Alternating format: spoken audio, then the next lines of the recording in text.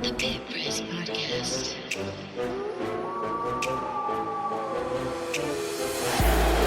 Reinholz launches from downtown. No. Van Horn, no. And that's it. New Mexico with it.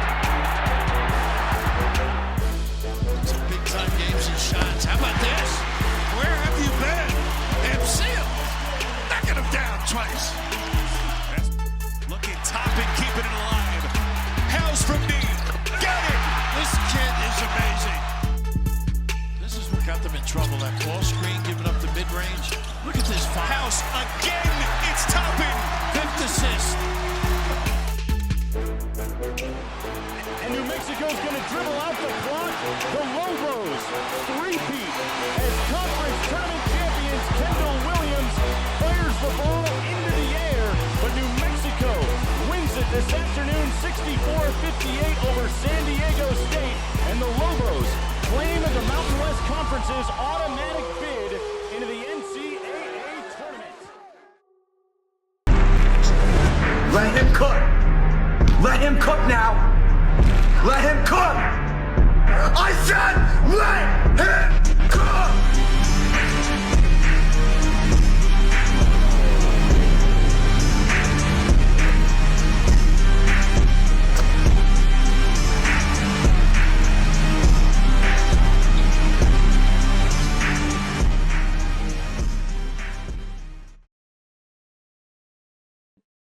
Hey, hey! I get to use all my hey heys there. Hey, my name is Ryan Tomari. Welcome to another episode of Albuquerque's finest sports show, the Pit Press Podcast.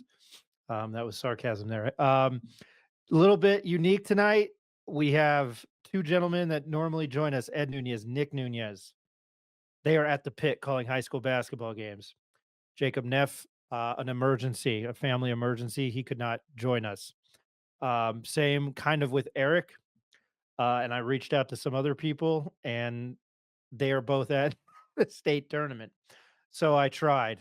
But I'm joined by, all the way from the Bay Area, and probably my favorite Chris Farley movie, Mr. Richard Thompson, who is familiar with the month of March and the Egg McMuffin game, which I still love, playing for St. Pius, our alma mater, I guess you call that with high school. And played in the state tournament under Damian Segura, and a two-time offensive state lineman for San Juan Mendoza. Rick, how you doing? Thanks for joining us. Or just I'm me. doing well. I'm doing well. Thanks for having me on. St. Pius girls won today, and the boys, I believe, play tomorrow morning. So, state tournament is underway. Exciting stuff, but ready to chop it up about this Mountain West Conference action. I'm going to get to our additional sponsors that make the show possible, and we're always thankful for them. If you are looking to watch the Lobos when they are on the road, if you need a place to watch them when they're on the road, i.e. Las Vegas, i.e. the shirt you're wearing, the Pit West, Thomas and Mack, head over to Turquoise Desert Tap Room. It's only a few minutes away from the Santa Ana Star Casino. Catch the Lobos, other college basketball games, the NBA, the NHL action as well. We are 8 days away from opening day of baseball. Spring training's in full swing. If you care to watch that, stop by for food, drinks, and sports. Turquoise Desert Tap Room also serves local brews on tap. Find them on Facebook. Find them on Instagram at Turquoise Desert Tap Room. You know, last time I read that ad, I said, go watch them for football. Hey, the UFL starts on March 30th. You can check that out. And the Rock will feed you some tequila. Abrazo Homes is Lobo owned and Lobo operated, and a proud supporter of the University of New Mexico Athletic Department and its student athletes. Join the movement and help Abrazo Homes build momentum by contributing to the 505 Sports Adventure Foundation or the UNM Lobo Club. When you buy an Abrazo home, you become a part of the Abrazo Familia. Looking to build the perfect home in New Mexico? Find them at abrazohomes.com. It's full swing in March. I made a couple of different bets today, and I'm 0 for 4. So took an underdog. They got blown out. Took a couple of favorites, and they're losing. So March is in full swing. I want to start here, Rick, before we get into the men's side. The Lady Lobos were bounced in the quarterfinals of the Mountain West Conference tournament with the 2 seed. San Diego State, they lost 67-56.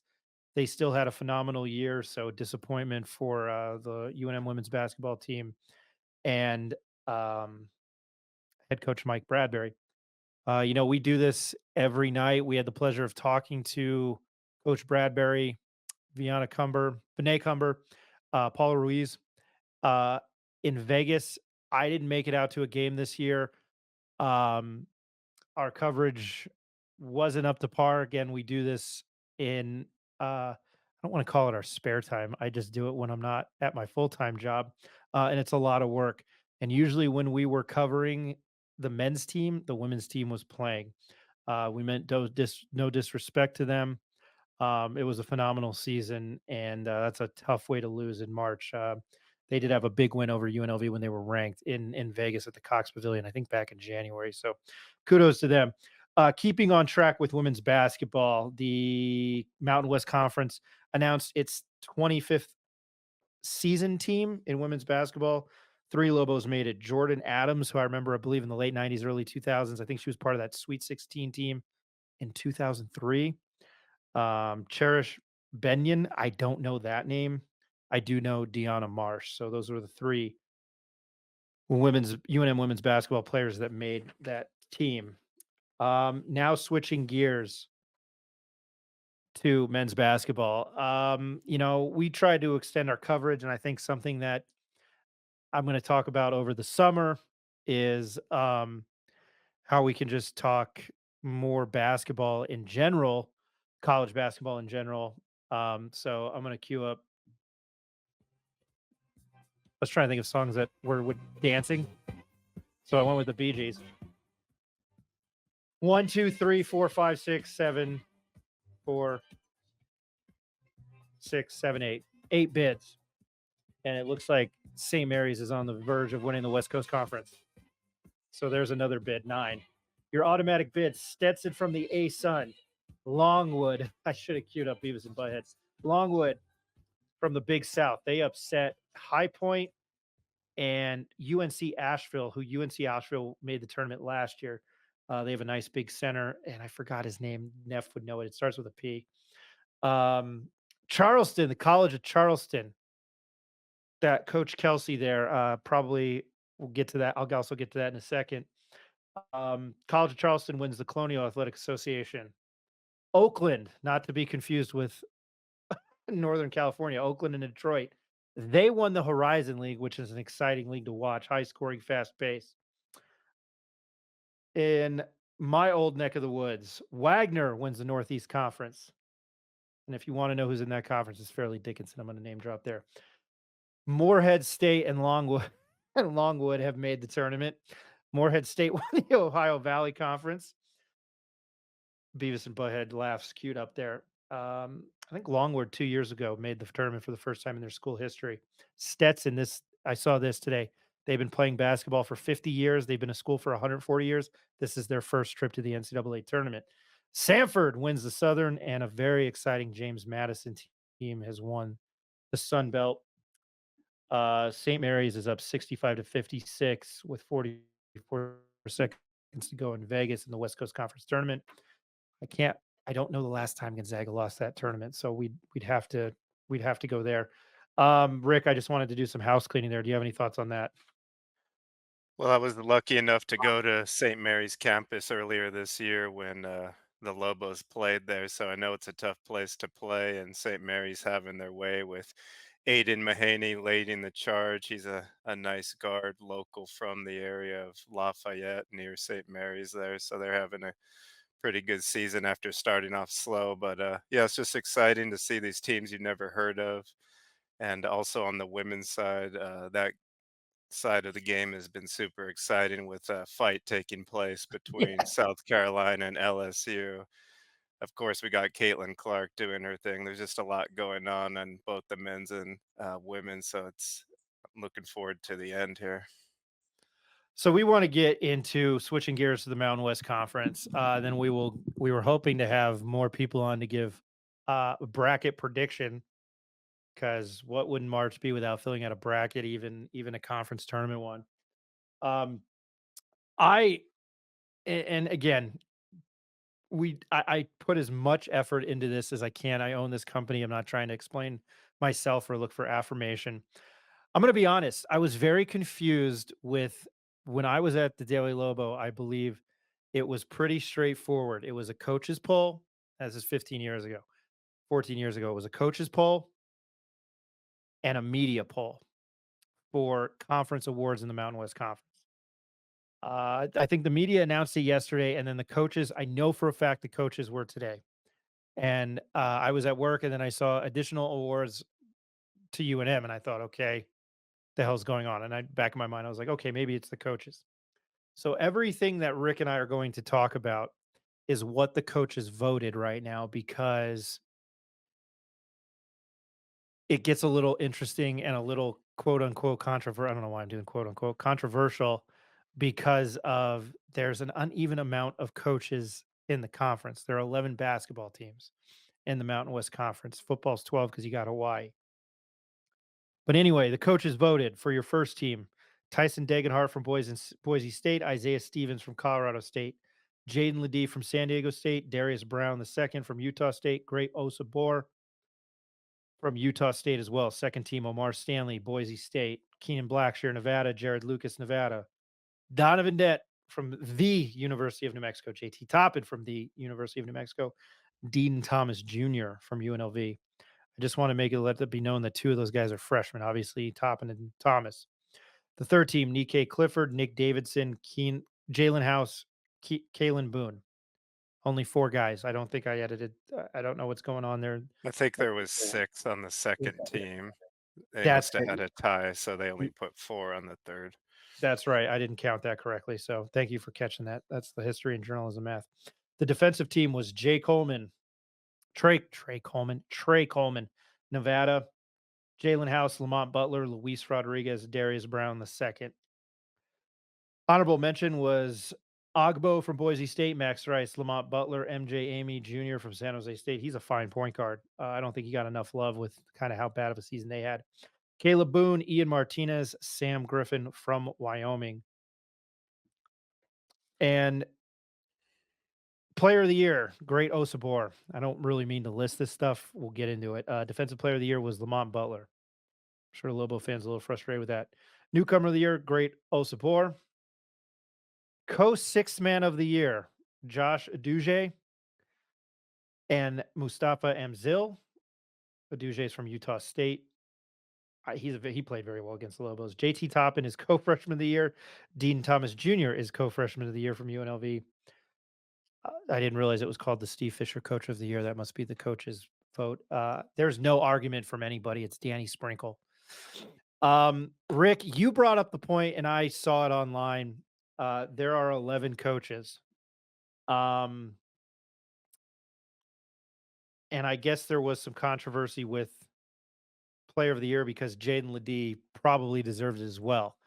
Jaden Ledee's stats on a San Diego State team that probably not as good as last year, but was good. They finished finished fifth, and will play UNLV on Thursday in the Mountain West Conference tournament. Averaged 20.5 points a game, rebounds 8.2, 1.3 assists. Osabor, 17.6 points a game, 9 rebounds, almost 3 assists, just south of that. Rick, I just wanted your thoughts on that.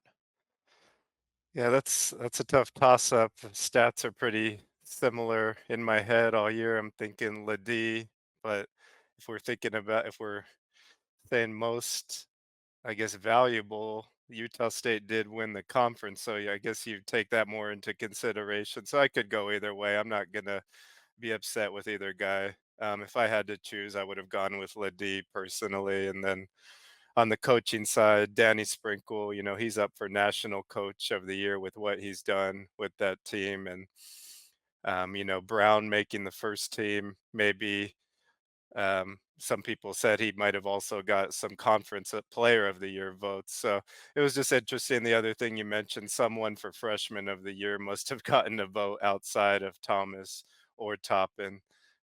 Wondering who that was. and everything else I think was along what we had thought and talked about last week or two with Coach Moser when we were naming off the players we thought were worthy.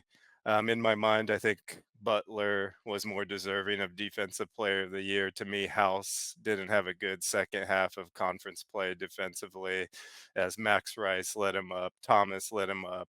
He fell asleep more than I think contributed on defense. We even mentioned that against Darius Brown on that last play, the shot. I know Rick had mentioned it. Excuse me, Ed had mentioned it, and you had said, um, I like how you broke it down. Again, I never played the game. I love watching it. Um, that he kind of turned his back for a second on that play. I think that's what you were talking about. And I think if he doesn't turn his back, then maybe that pass, that kick out doesn't even happen if he's denying that rather than collapsing down. And I understand gambling and going for the steal, but at that point in the game, I don't think you can leave a big time shot maker of Brown's caliber open. But I think there was some logic to Darius Brown getting the award. I thought he hit clutch shot after clutch shot. I think he hit the tie against Fresno. He 12.4 points a game. You're looking at stats, a little over 4 rebounds a game. He had over 6 assists. I don't. He had 19 points against UNM in that finale. His last 3 games were 19, 21, 10, 15, and 25. To me, that's pretty impressive. Um, I think as far I don't think you can make an argument though as far as the 2 awards that the Lobos split within the coaches with the coach 6 man of the year, and then the co-freshman of the year. I mean, I would think it's JT Toppin and Dean Thomas and Amzil and Udeji, but I think the reason we're bringing this up is because it's probably irritating some UNM fans.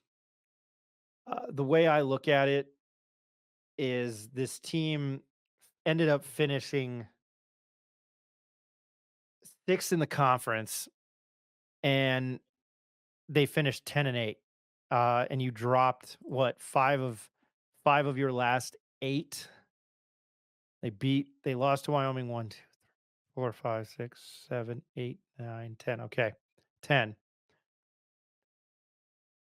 You lost 6 of your last 10, and 3 of those were at home. And you failed to beat San Diego State, Boise, and Utah State on the road. Nevada has really flipped the switch. I think they look pretty damn good. Um, they finished second in the conference. I think Steve Alford's got them rolling. one thing that came out about Nevada today, though, is that McIntosh, who's been really hot as of lately, did not travel with the team, and he's having some type of knee issue. So if the Lobos are fortunate enough to make it to face Boise, beat Boise, and if Nevada makes that semifinal game after presumably beating Colorado State, it might be a Nevada team that's not at full strength, possibly. And we'll get into the brackets. We'll get into the Mountain West Conference bracket in a second. Um, Rick, you pitched this idea and it's pretty great. Which would be our all snake team, for guys that did not make any of the conference, the honorable mention or the first, second, or third team. Um, and I know why you picked. So we're going to call it the snake team. Our favorite players to watch in the conference. You and I are both on this guy. Is Ron Willie? I believe it's Ron Willie Jr. I know it's Willie Jr. I want to make sure I got his first name right. Rob Willie Jr. Thank God.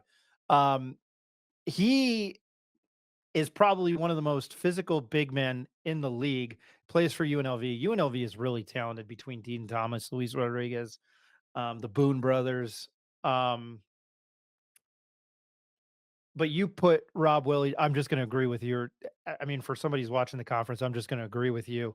Um, with these guys, and there's one guy on here with the goggles, and I wish Jacob was on here with me for him.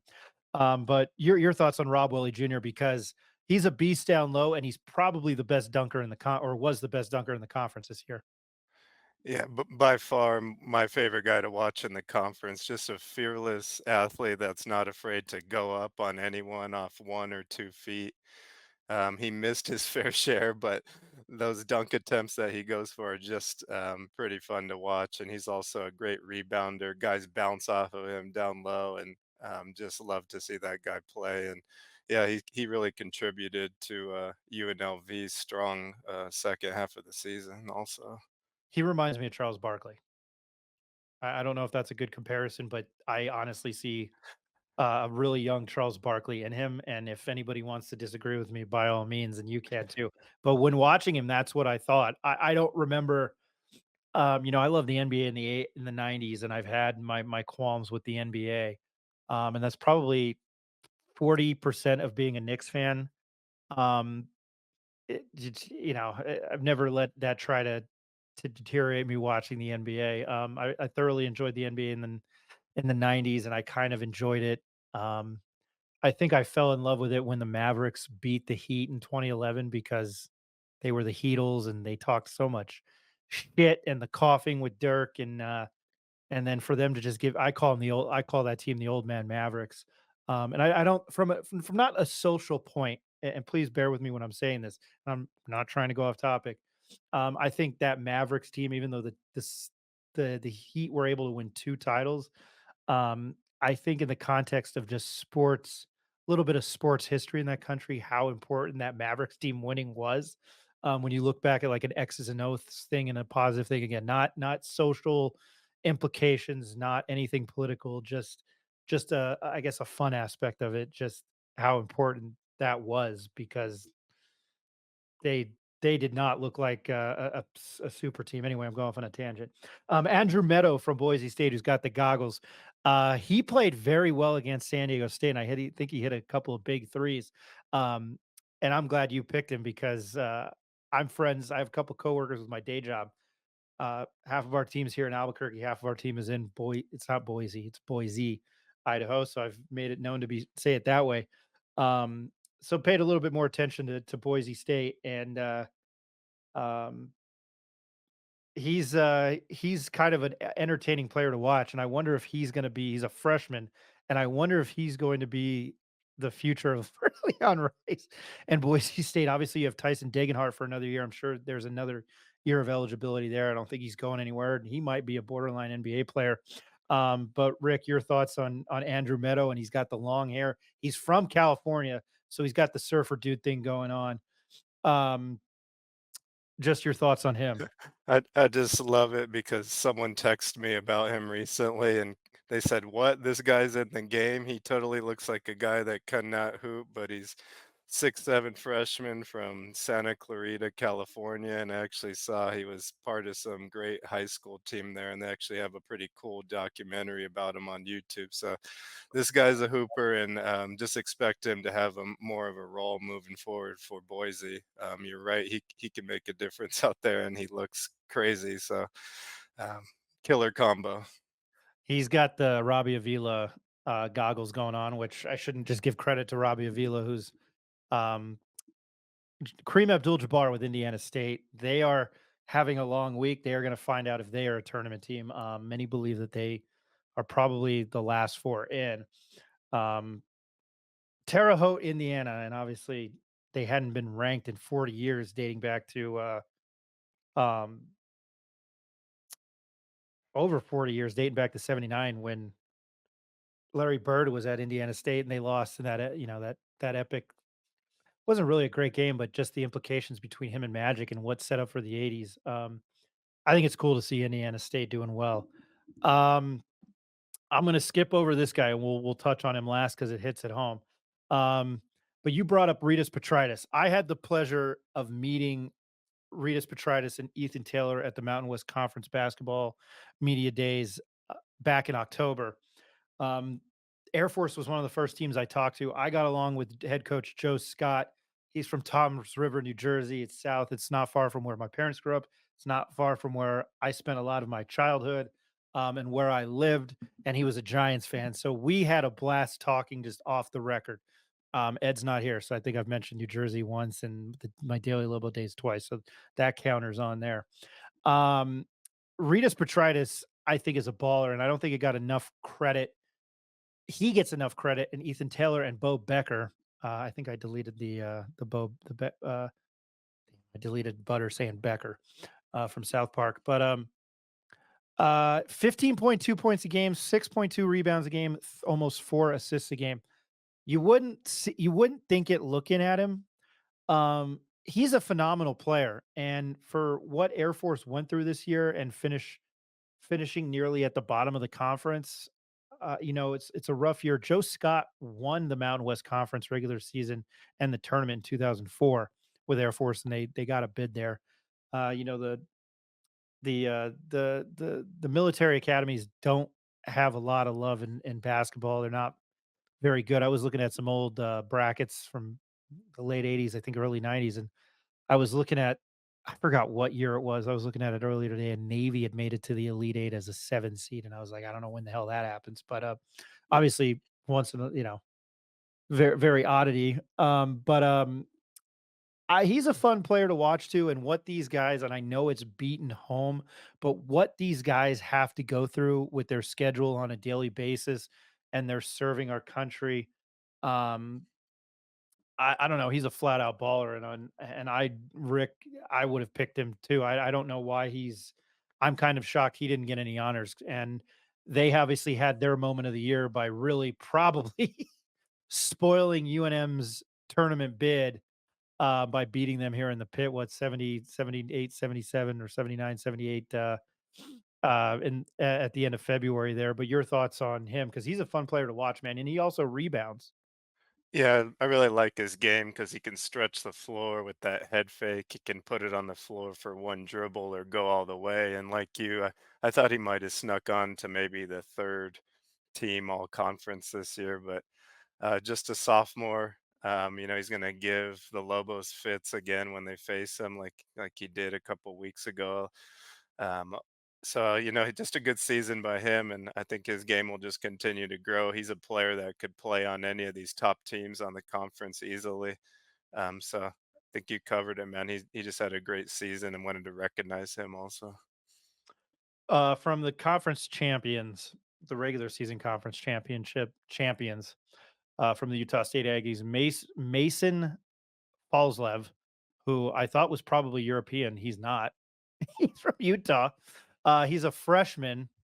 11 points a game, 4 rebounds, almost two and a half assists.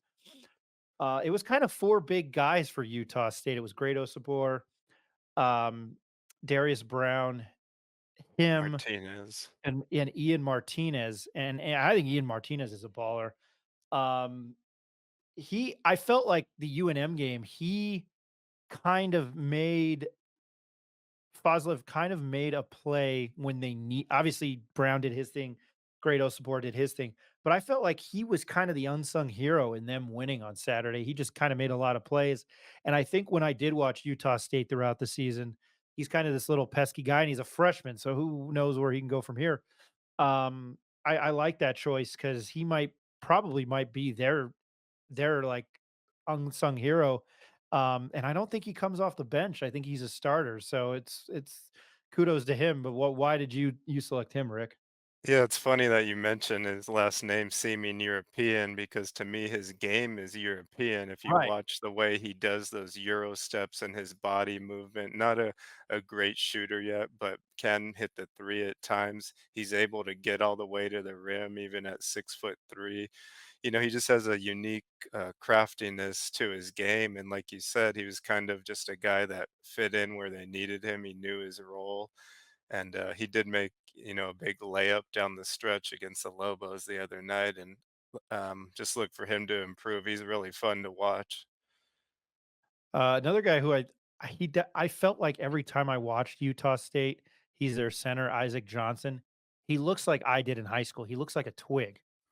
Um, and I felt like he the games I watched, his stats don't jump off the page, but I felt like when I watched him, he was such a big contributor to Utah State. I mean, I'm high on Utah State. I love what Danny Sprinkle did there. And I mentioned this on our last podcast when I met Danny Sprinkle in Vegas in October when we were out there for the media days for basketball. I did not. I was like, man, this poor guy. I don't know how he's going to survive this season at Utah State. Not get fired. Just how is he going to make through it? And we are sitting here having a complete, 180, having a complete different conversation about Utah State and Danny Sprinkle, and obviously rumors floating around nationally that Danny Sprinkles might be leaving Utah State already.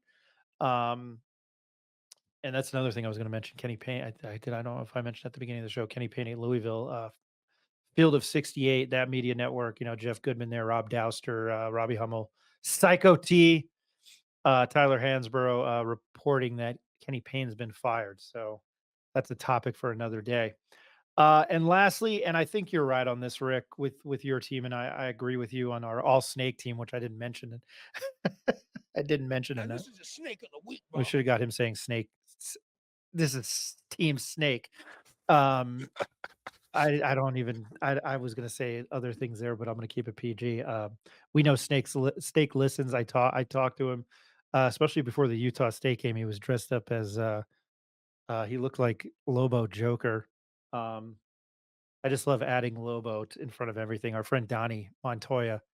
Everybody has like a nickname or an alias, and my name for him these days is at Lobo Ronnie.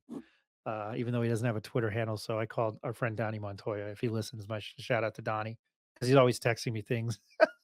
And he's like, "What do you know?" And I'm like, I'm at home with the flu, man. I don't, I know as much as you. More of these days, I'm talking shit on here. Um, your fifth and final player here, and I don't know if you did it per position, but is UNM's very own Mustafa Amzil.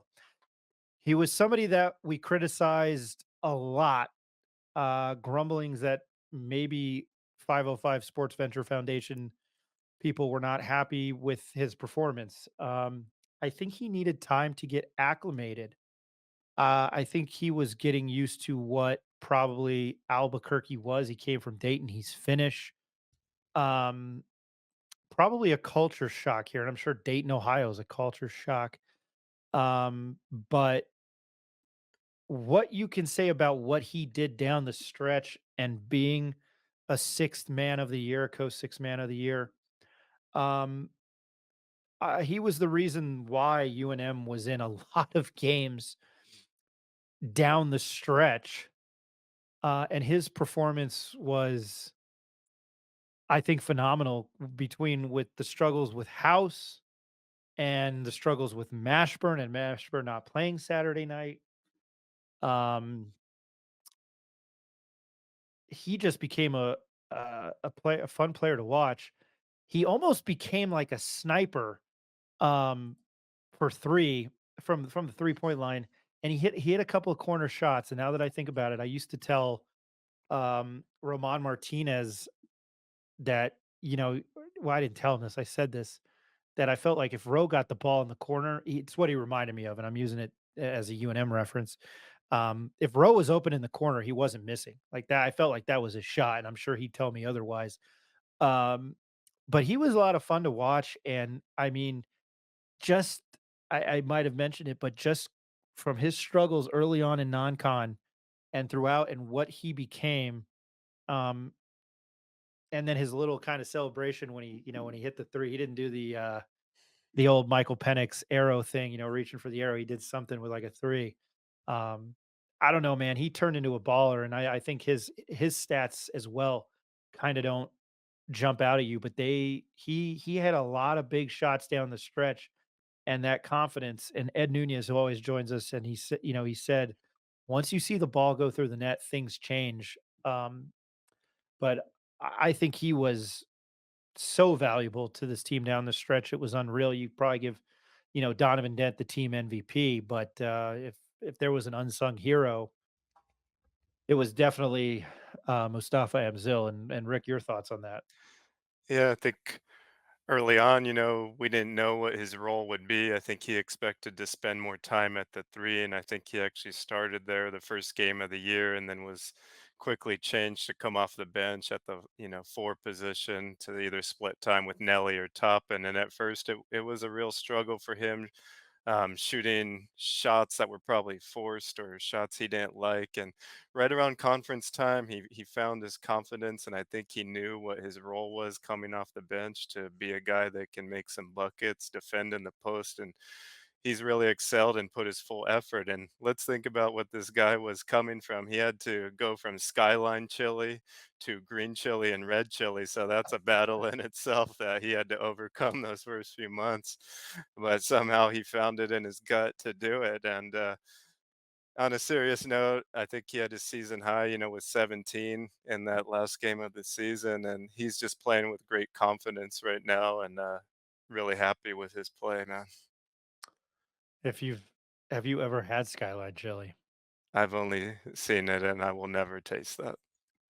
We made it for the Cincinnati and Rams Super Bowl 2 years ago, and I've always wanted to go to Cincinnati. I've always wanted to go to Great American Ballpark. Uh, I do love this country, its vastness, and I'm not saying just pulling this out of my butt. We bought it out of a can, and obviously you put it over spaghetti or noodle. I don't know what they call it in the area, so forgive me. I'm sure somebody's going to critique me in the comments. Not like you know what pork roll or tailored ham is, um, but it smelled like it smelled terrible, and it literally looks like you know what. And there's chocolate in it, so that's what gives that great flavor. Talking from going from Skyline Chili to Snakes All Snake Team, it was kind of our unsung heroes of the Mountain West Conference this year. Rick, you put this list together, and I couldn't have disagreed more. Rob Willie Jr. from UNLV, and Disagreed more? is that what I said? I couldn't Yeah. have agreed more. I couldn't have agreed more. Sorry about that. Yeah, I couldn't have disagreed more with you on that.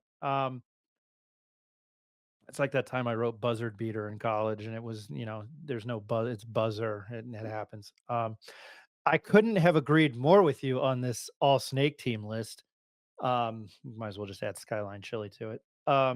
Rob Willie Jr. from UNLV, Andrew Meadow. Oh man, I wish I would have seen this. I would have queued up the goggles. They do nothing.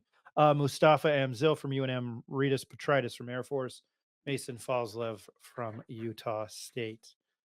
Now it's time that we go to the Mountain West Conference tournament.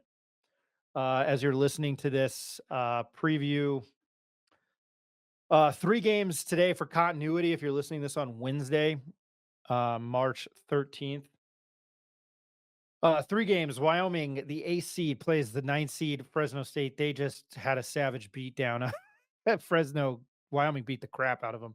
I don't know what the score was. It was almost like by 40 points. When I was looking at the board and for bets, I was like, yeah, they're in Fresno. It's like 1 point, and they beat the tar out of them. Colorado State, that game tips off at noon Mountain Time. If you're looking at the bracket, it's 11 p.m. Pacific time. All times are Pacific because they are in fabulous Las Vegas, Nevada. Again, Wyoming and Fresno State at 11 at noon Pacific. Noon. I couldn't disagree with you more, Rick. Noon Mountain Standard Time. These games, I believe, are all on the Mountain West Network. At 2:30 Mountain Time, Colorado State and San Jose State.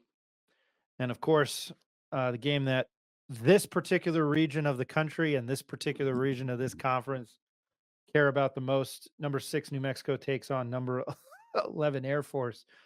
We know what happened the last time we saw New Mexico and Air Force play. It was a 78-77 win with Ritas Petritis hitting that go-ahead shot with 7.5 seconds left to give them that 78-77 win, and Donovan Dent kind of hitting the wall and being stopped, and True Washington missing that shot at the end of the game. I'm going to give this a moment because I got to look this up. This game was terrible on Saturday to finish the regular season. In Fresno, California, Wyoming beat Fresno State 86-47. I haven't seen a line on this game. Um, Rick, you were kind enough to send me some stats. Fresno finished the season 11 and 20. 20. I had 11, 9, 20 there. They finished 4 and 14 in conference. Wyoming finished 15 and 16, 8, kind of a quiet 8 and 10 in conference. Um, the leading scorers, Justin, the biggest story probably out of this. Um, and I wish Jacob was here because he was kind of saying, he's like, man, he doesn't look like he gives a shit. Coach Justin Hudson uh, will not return after the season. I don't even know if he's coaching in this game. I didn't see anything on that. Um, but they do have a pretty phenomenal player um, in Isaiah Hill. 12 points a game, 3 rebounds, 6 assists. He's phenomenal. I just feel like even in Fresno, that's kind of the legendary Chris Herron and Jerry Tarkanian. There's a good 30 for 30 about that. We were talking about Royce Only with that. You can check that out on our channel, um, on our YouTube channel. I still feel like Fresno State, they've got some athletic guys. Um, I don't know how you fare much better um, in a neutral court site after getting blown out by that bad at home, 86 to 47. Um, we'll pick these games and then we'll pick a bracket. But Rick, just your thoughts on Fresno State and Wyoming. Wyoming's got some decent players. Jeff Linder had Graham Ike, Maldonado 2 years ago. They were the last four in. Um, but just your overall thoughts on this game going forward. And Brendan Wenzel, we talked to him in Vegas, and he was talking about. He was a great interview, and I think he could probably do stand up comedy in the 5 minutes I saw him. He's kind of a good shooter. Um, they like to shoot a lot of threes, Wyoming. But just your thoughts on this game, and who do you think will win? Yeah, I just think it's tough for Fresno as a player when you know you have a lame duck coach that is already pretty much done, and you're going into these final games knowing that, and there probably won't be any much difference from the last game in my eyes. I think Wyoming is about a 5.5 point favorite. I think they put out the lines tonight, and with Griffin leading the charge, 17 points a game for him for the Cowboys. Walters 12.5 a game, 5 rebounds. He can stretch the floor, and he also gave the Lobos some problems when they had a tough time and had lost to Wyoming. Right? Didn't I believe they lost to them early on? And then they also got caught with 14 points and 2.5 rebounds. On the Fresno side, Ducell will shoot up the three as well, that high arcing shot. And, they got a big guy inside with, I think his last name is Bokeh. He averages 8 points, 8 rebounds. But in the end, I'm going to go with Wyoming to win this one easily. I don't know if you feel differently. The line opened at 5.5. It's now at minus 7.5. So I Probably believe, growing as we yeah, speak. yeah. So there, I wish Jacob was here for that. So the sharps are probably in on that. Um, they know something that I don't know. I'm telling you, man, it's been wonky. I was Jacob and I caught fire in January and February, and then you get towards March, and it's like, what? I had a really good first day of the tournament last year. I think I lost in one game, and then the rest of the weekend in the tournament were not good. Um, so I'm not that shitty of a gambler. I would take. I don't know. Yeah, the lame duck coach thing. I don't know how much that benefits Fresno in this. I mean, it's probably going to be a revamp next year. Maybe I don't know. Maybe they try to shock some people, but um, if that was at 5.5, I would still take it. And I'd probably take it 7.5. I mean, they just got beat by 31. I don't know how that gets any different, but Yeah, how's it either going? they want to give it one last stand for their coach or they've already packed it in. They packed it in, yeah. Colorado State and San Jose State play at two are scheduled to play at 2:30 Mountain, again, pending Actually, that's a long time after that game, so that'll be good to go. 2:30 p.m. Colorado State and San Jose State. Colorado State is a 15 and a half point favorite, and the over under is 130. I'd probably take the over in both games. What's the over in using Caesar Sportsbook? The over Sports Book sound like Medea. 137. Man, all these lines, all those over unders are within that same range. Um, San Jose State has been a massive disappointment. I think Tim Miles is a great head coach. You've got Nikkei Clifford, you've got Isaiah Stevens, Patrick Cartier. I don't see how Colorado State loses this game. Not sure if they cover. I'm not feeling these covers. Although the advantage to this tournament is you get a lot of these other bigger conference tournaments that even like I'm looking at the Big Sky games. They're in arenas that they're not used to playing in. Like you get the ACC is in the Capital One Arena, which is is an NBA arena. You get what was I talking about? What tournament was I talking about? But anyway, you get the NBA arena, and it kind of messes with their shooting. Um, so it could play a factor even with the big favorites and obviously the over unders. You're looking at the unders, but this favors this conference because these teams have played it. That's where I was going with this. These teams have played in Thomas and Mack, so there might be an advantage of them. But this one again, Colorado State, taking them all the way. So, um, you know what I will do just in case, Rick, we have a difference of agreement. I'll write this in. But what do you think for that game? I'm picking Colorado State and probably to Yeah. cover.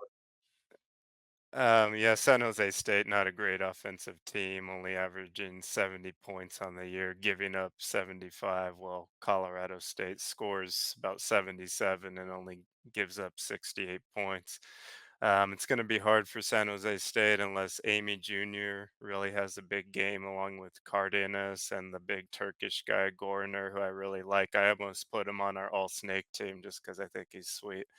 But I think Colorado State easily wins this. Just too much firepower behind Cartier, Clifford, Scott, and Stevens. And to me, Colorado State kind of underachieved in conference play. And I think Stevens was probably the preseason favorite to win Conference Player of the Year. So He was.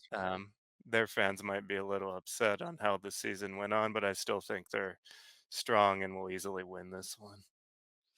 All right, so we'll quickly go through this. So we both have Wyoming, CSU, and well, sorry, we didn't even get to this. So the game of the day, and then before we get to picking up the bracket, at least in the land of enchantment, is UNM and Air Force.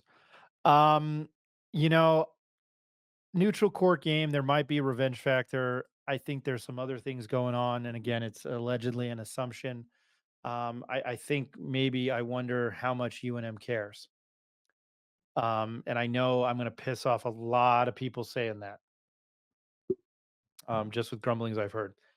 I can't see them losing to Air Force. They beat the hell out of them in Colorado State, Colorado Springs. Um, I think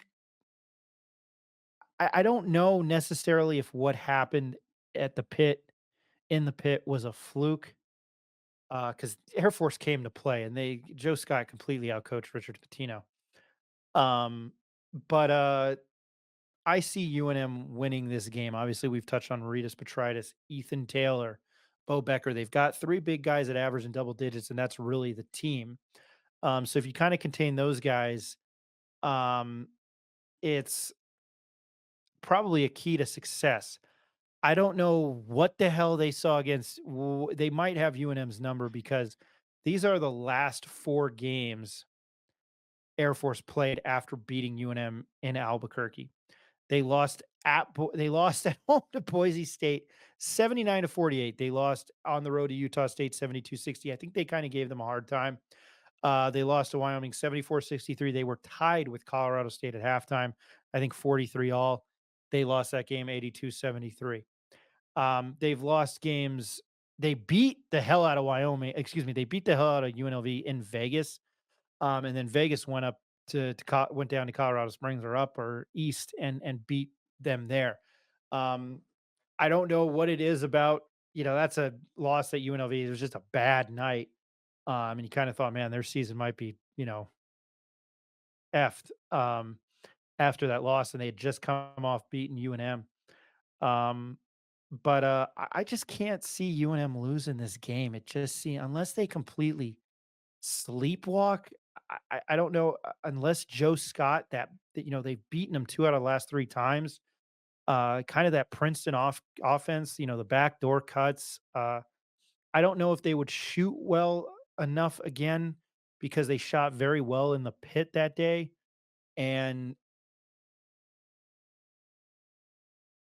Kurt Roth of 505 Sports Venture Foundation has been telling us the last year that um, there's always one player that comes in the pit each year and he just lights it up. You had Max right this year, and then you kind of had Bo Becker, and then Ritas Petritis with that shot. Rick, your thoughts on UNM and Air Force? I'm going to take UNM. Yeah, I think UNM is actually coming off one of their best played games in a while against Utah State, even though they ended up losing and Mash was out of the game. I think the ball moved a lot better.